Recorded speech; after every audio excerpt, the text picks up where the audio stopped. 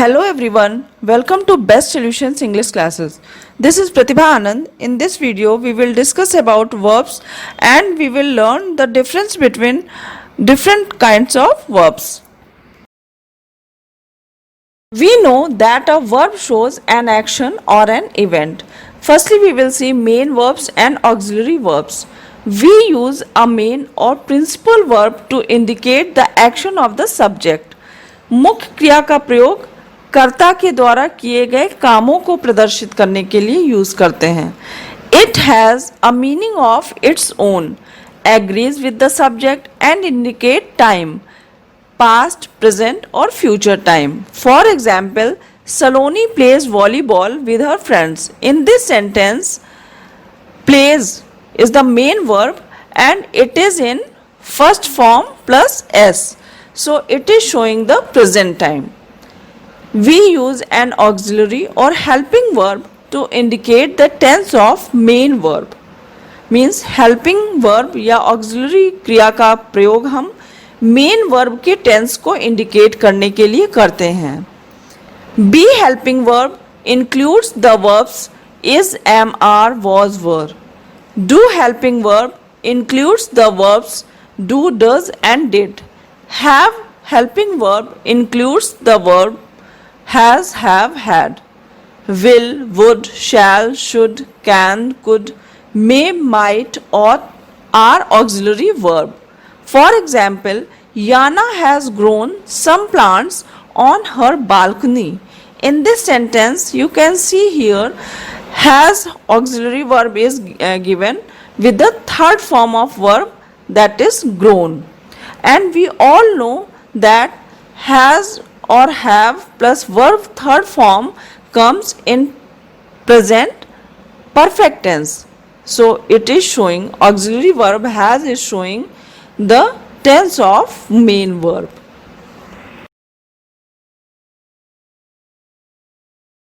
Now we will see types of auxiliary verbs. Auxiliary verbs are of two kinds, primary auxiliaries and modal auxiliaries. In primary auxiliaries, auxiliary B includes the verbs is, am, are, was, were. Do includes do, does and did. And have auxiliary verb includes the word has, have and had. For example, we are studying for the test. In this sentence, are is an auxiliary verb and it is used with the main verb studying and it is used here in present continuous tense. Modal auxiliaries include the verbs will, would, shall, should, can, could, may, might, ought and so on. For example, you should try to work harder. The verb be, do and have means primary auxiliaries can be used both as main verbs and auxiliary verbs. For example, I am thirsty. In this sentence, auxiliary verb am is used as main verb. And in second sentence, I am drinking water. Here am is used as an auxiliary verb and you are getting here the main verb drinking and it is showing the present continuous tense. Next, we will see transitive and intransitive verbs. We know that a sentence has a subject and a verb. Sometimes the verb also has an object which receives the action of the verb. There are two kinds of objects, direct and indirect objects. A direct object is a word or a phrase in a sentence referring to the person or thing receiving the action of a verb. A direct object answers the question what. For example, Farooq ate a sandwich. If you will ask a question from this sentence, Farooq ate what? So you will get the answer sandwich. So in this sentence, sandwich is a direct object. An indirect object answers the question to whom or for whom the action of the verb is done and who is receiving the direct object. An indirect object answers the question whom. For example, Dhruv asked a question to Ila. If you will ask a question from this sentence, what did Dhruv ask? So you will get the answer, Dhruv asked a question. So question is a direct object. But if you will ask the question, Dhruv asked whom?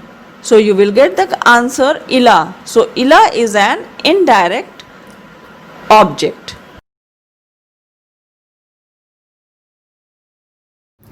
Some sentences can contain both direct and indirect object. For example, they awarded the prize to Sundar. If you will ask a question with the word what from this sentence, they awarded what? So you will get the answer prize.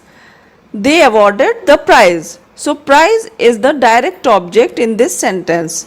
But if you will ask the question with the word to whom, they awarded the prize to whom? So you will get the answer to Sundar. So Sundar is an indirect object in this sentence. But in some instances, a verb can function without an object too. For example, the milk is boiling. In this sentence, there is not any object. Verbs that take an object are called transitive verbs, and those that do not are called intransitive verbs. Some verbs can be both transitive and intransitive depending on the context in which they are used. For example, Rekha sang a song. So if you will ask a question with the word what, Rekha sang what, so you will get the answer a song. So sang is a transitive verb because you are getting here an object, that is a song. But in the next example, Rekha sang beautifully. In this sentence, if you will ask the question with the word what, you are not getting any answer. Rekha sang beautifully. So here sang is an intransitive verb. As we know that an intransitive verb does not have an object. Sometimes an intransitive verb expresses a complete thought without the help of other words. Verbs that form the predicate of the sentence by themselves are called verbs of complete predication. For example, birds fly. In this sentence, there is no need of any object. The baby cries. This sentence is also completing its meaning without any object. All verbs cannot convey the complete meaning by themselves. For example, the child is. This sentence is incomplete. The girl feels. This sentence is also not completing its meaning.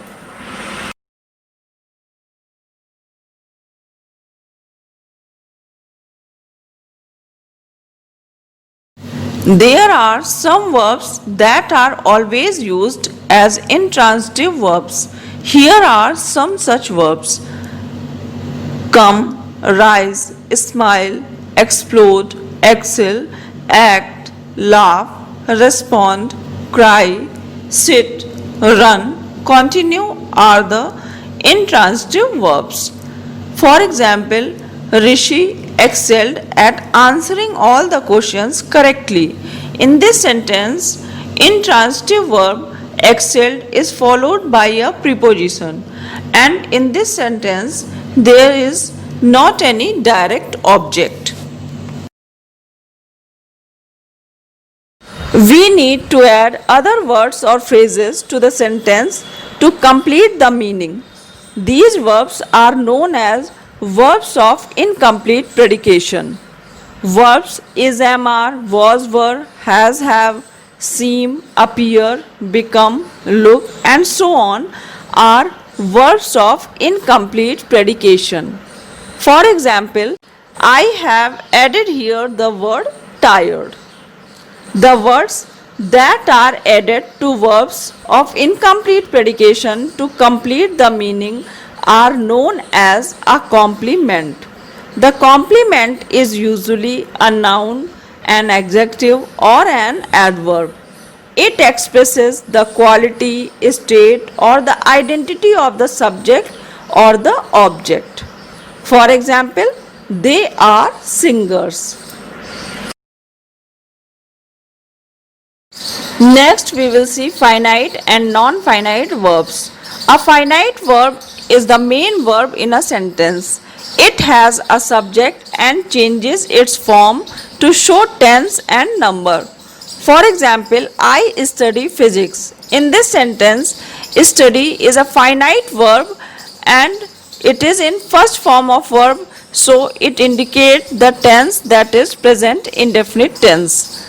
A non-finite verb does not change its form to show tense or number. For example, he is making dinner. In this sentence, making is a non-finite verb, and by this word you cannot guess the tense of this sentence. There are three types of non-finite verbs: the infinitive, the gerund, and the participle. In infinitive, we use to plus verb first form. For example, she wants to travel, or they want to travel, or we can say he wanted to travel. In these sentences, to travel word is an infinitive. In gerund, we use verb plus ing and it does the work of a noun. For example, she enjoys traveling, or they enjoy traveling, or he enjoyed traveling. In these sentences, traveling word is a gerund and it is doing the work of a noun. In third finite verb, that is present participle, we use verb plus ing. For example, he is traveling, or they are traveling, or we can say she has been traveling. In these sentences, traveling word is a present participle form of verb. In the last finite verb, that is past participle form of verb. In this, we use verb plus d, or verb plus ed, or verb plus en, means we use verb third form. For example, he has traveled, or they have traveled, or we can say she had traveled. In these sentences, traveled, it is the third form of verb, so we call it past participle form of verb. Now we will talk about strong and weak verbs. A weak verb is a verb which forms its simple past and past participle forms by adding ed, d or t to the base form, either with or without a change in the vowel sound. Weak verbs are also known as regular verbs. For example, love, loved, loved, tell, told, told, keep, kept, kept. In these words, you can easily understand that I have added only d or t in the simple past or in past participle form of verb. So these are the regular verbs. A strong verb is a verb which forms its simple past and past participle forms by changing the main vowel of the base form without the addition of any ending. Strong verbs are also known as irregular verbs.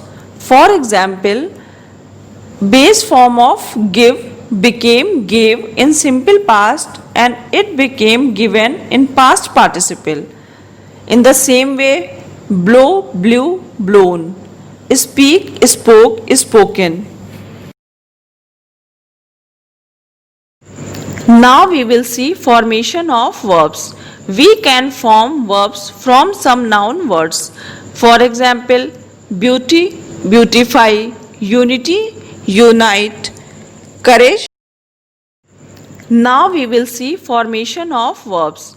We can form verbs from some noun words. For example, beauty, beautify, unity, unite, courage, encourage. We can form verbs from adjectives also. For example, broad, broaden, simple, simplify, fertile, fertilize. At last, I want to tell you that we can add some prefixes and suffixes to form verbs.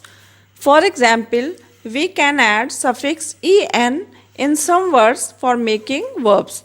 For example, darken, deepen, widen. By adding the suffix ate, we can make the verbs appreciate, celebrate, congratulate. By adding ify, the word will be identify, purify, satisfy. And by adding the suffix ise, we can form verbs realize, recognize, and modernize. By adding the prefix en, we can make the verbs enable, enslave, and enlarge.